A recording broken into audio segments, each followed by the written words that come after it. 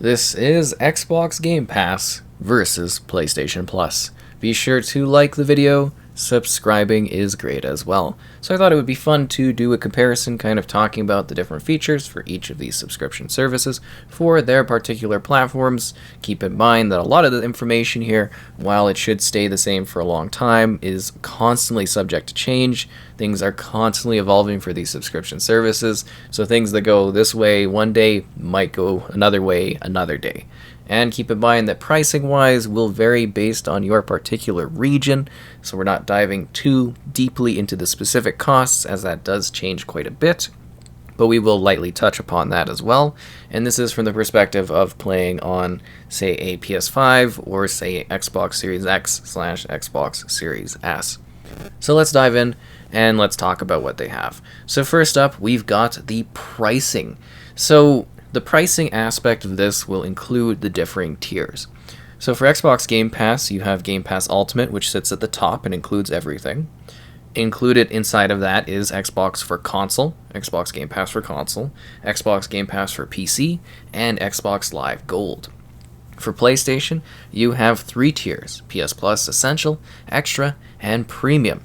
So Gold is kind of something that you would sort of match up to Plus, like the base PS Plus, but that has now been upgraded by itself, and Gold is kind of not really a part of Game Pass and its own thing. It's a weird system, but it makes sense if you're on the different platforms. So for pricing, I find that Xbox Game Pass typically has really, really cheap entry points to get into it, like insanely cheap conversions.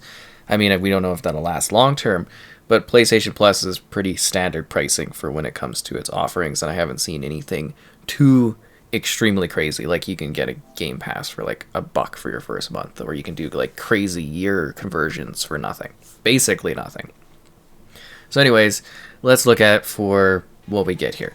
So Game Pass Ultimate, includes everything. It includes the console version, it includes the PC version, it includes Gold, the PS Plus Essential, is kind of the bare minimum, and then Extra and Premium both have their own little offerings in regards to extra perks and other features that we'll talk about later on.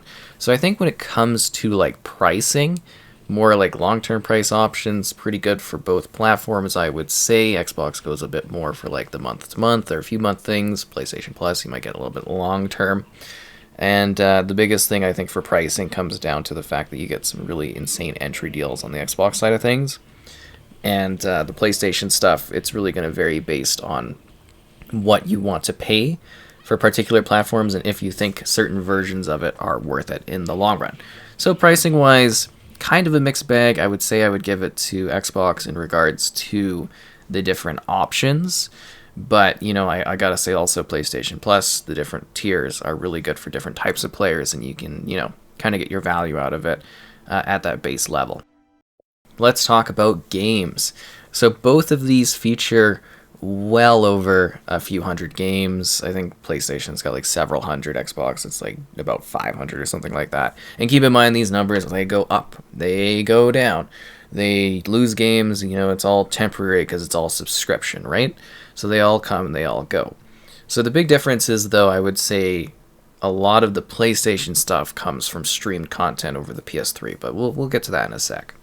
So for Xbox, it includes EA Play with the Ultimate version, which also grants you 10-hour trials to new EA Play titles. So PlayStation doesn't have EA Play under their PS Plus branding at the current point in time. So EA Play will give you access to all of the big Electronic Arts games, which is, quite a lot of stuff. And the new options get added like every 8 months or so for new games. So your sports games, you get them through the Game Pass Ultimate, through EA Play underneath that. So that's pretty good. Xbox has day one first party games. So anything that is like, quote unquote exclusive or first party for their games launches day one on Game Pass. It allows you to like preload these games, and that's huge. It really is. It's a big deal. They also have some third party day one launches through Game Pass, which is a great perk and similar to, again, the first party, but through third party offerings. And you'll get something where it's basically like on PlayStation, you have to pay for said game, whereas on Xbox, you just get it through Game Pass day one, which is kind of wild when that does pop up. So Xbox has Legacy from, all the way from the Xbox Series to the One, to the 360, and the original Xbox, All of these are available to be downloaded to your console. All of them can be downloaded if you want to play them that way. There are streaming options available as well for Xbox Cloud Gaming, but we're going to talk about that under the streaming segment of this particular video, so we will get to that. But all of them are available to download and play off your console. So Xbox also has PC offerings. So if you get Game Pass for PC, you get Game Pass Ultimate, you also get the games available for your PC, which is awesome, really, really awesome, and a great perk to have if you also play on, multiple different platforms, or if you play on the PC as well. Or if you only play on PC and you want Game Pass, that's a choice that you can go with as well to boost your library there. So PlayStation has Uplay Plus Classics, a selection of, older Ubisoft titles, which is pretty great. Those are very good games on there as well. Nice little selection. PlayStation has the PlayStation Collection, which is a bundled selection of greatest hits from the PS4 era, so you get some nice titles in that. PlayStation has Legacy, so you get PS5, you get PS4, PS3, but that's only streamed at the current point in time. You can only stream those. PS2 and PS1. So PS2 and PS1 can be downloaded, but there's a very, very small selection, which makes sense. It's similar on the Xbox side of things, original Xbox, small selection. Then PlayStation has no PC offering in regards to games being available there. They do have some titles that have been ported over to PC, but at the current point in time, there's no PS Plus tier that includes the PC titles. Just keep that in mind.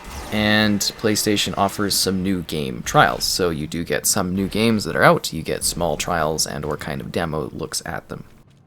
So when it comes to games, this is really going to be a lot of a mix of personal choice and then also what you want out of your library of games. I think really getting day one first-party titles is great when those first-party titles do release. So Xbox does have quite an advantage there. And then you look past that and you kind of look at the libraries. There's a lot.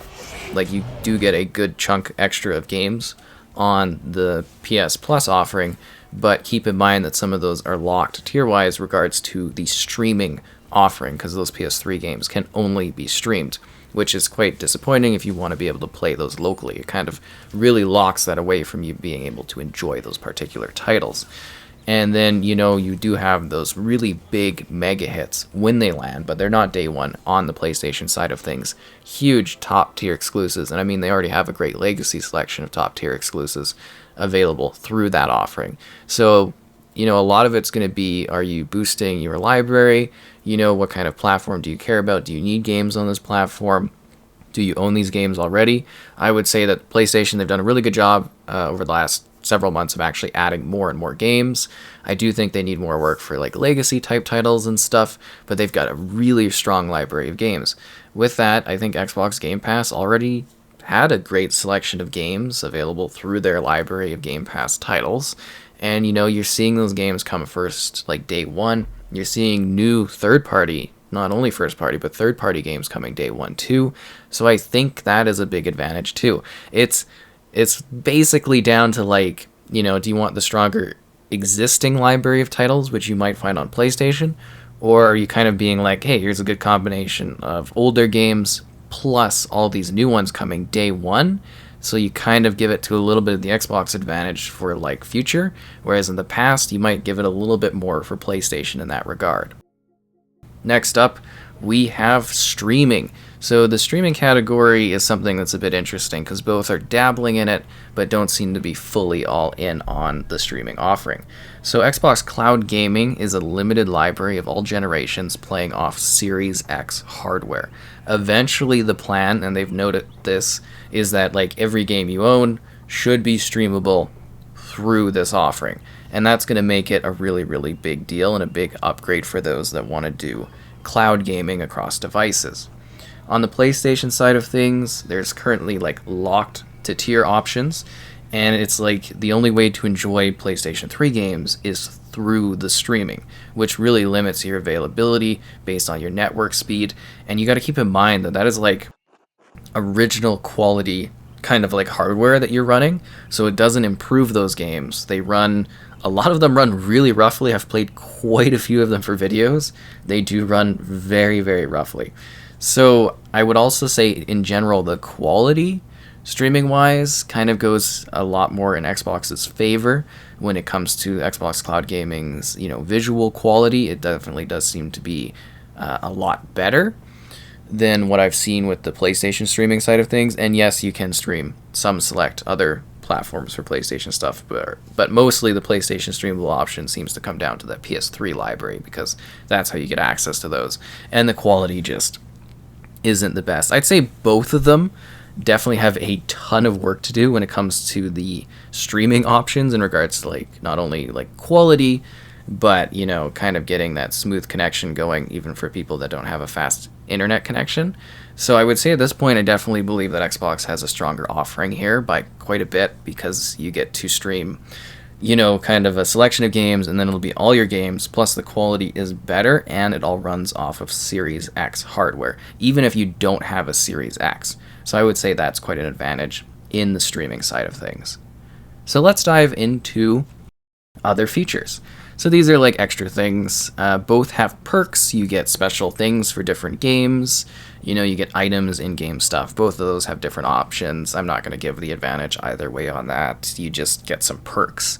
And it depends on what kind of games you care about, in regards to like third-party stuff and everything like that. Both have different broken down navigation elements for like, searching by genre of game or era of game and, that kind of stuff. So I'd say navigation-wise, it's basically about the same. You've got different subcategories and different ways to find your games and stuff. Both offer discounts. I think Xbox offers more general discounts on like Game Pass titles plus add-ons for Game Pass titles. PlayStation does have a large selection of specific deals. So, kind of just something to keep in mind there. Both offer monthly games. So this is kind of like a inherited thing where PS Plus has the monthly releases. Xbox has the games with gold, which has been terrible for years, and the PS Plus offerings monthly are fantastic. PlayStation absolutely just blows Xbox out of the water for the monthly game offerings that you get to download and, have on your console and stuff, as long as you're like subscribed to the services. So yeah, definitely PlayStation Plus like infinitely better than games with gold, which has just gotten worse and worse.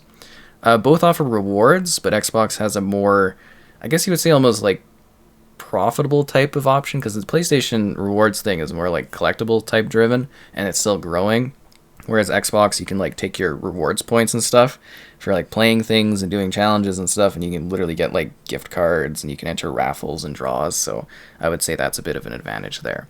So that's kind of the main features that I thought of when comparing these two services.